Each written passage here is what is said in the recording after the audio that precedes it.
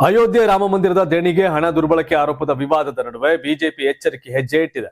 ಈ ವಿಚಾರದಲ್ಲಿ ಪಕ್ಷದ ನಾಯಕರು ಬಹಿರಂಗವಾಗಿ ಪ್ರತಿಕ್ರಿಯೆ ನೀಡದೆ ಯೋಗಿ ಆದಿತ್ಯನಾಥ್ ಮತ್ತು ಪ್ರಧಾನಿ ಮೋದಿ ಎಲ್ಲವನ್ನ ಸರಿಪಡಿಸುತ್ತಾರೆ ಎಂಬ ಸಂದೇಶವನ್ನೇ ನೀಡುತ್ತಿದ್ದಾರೆ.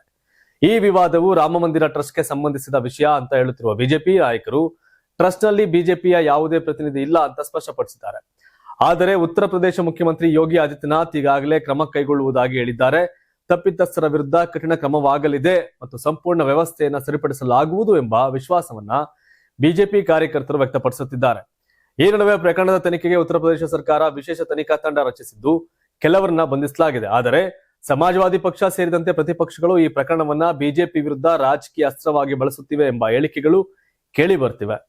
2027ರ ಉತ್ತರ ಪ್ರದೇಶ ವಿಧಾನಸಭೆ ಚುನಾವಣೆ ಮತ್ತು 2029ರ ಲೋಕಸಭೆ ಚುನಾವಣೆಗೆ ಮುನ್ನ ಈ ವಿವಾದ ಬಿಜೆಪಿಗೆ ರಾಜಕೀಯವಾಗಿ ಹಿನ್ನಡೆ ಉಂಟು ಮಾಡುವ ಸಾಧ್ಯತೆ ಇದೆ ಅಂತ ಚರ್ಚೆಯು ನಡೀತಾ ಇದೆ. ಆದ್ರೆ ರಾಮ ಮಂದಿರದ ಮೇಲಿನ ಜನರ ಭಕ್ತಿ ಕಡಿಮೆಯಾಗಿಲ್ಲ. ತಪ್ಪಿತಸ್ಥರ ವಿರುದ್ಧ ಕ್ರಮವಾದರೆ ಜನರ ವಿಶ್ವಾಸ ಮತ್ತಷ್ಟು ಬಲವಾಗಲಿದೆ ಅಂತ ಬಿಜೆಪಿ ನಾಯಕರು ಹೇಳ್ತಿದ್ದಾರೆ. ಒಟ್ಟಾರೆ ರಾಮ ಮಂದಿರ ದೇಣಿಗೆ ವಿವಾದದ ಬಗ್ಗೆ ಬಿಜೆಪಿ ಮೌನ ವಹಿಸಿದ್ರು. ಯೋಗಿ ಮತ್ತು ಮೋದಿ ಎಲ್ಲವನ್ನ ಸರಿಪಡಿಸುತ್ತಾರೆ ಎಂಬ ಸಂದೇಶವನ್ನ ಜನರಿಗೆ ನೀಡಲು ಬಿಜೆಪಿ ಮುಂದಾಗಿದೆ.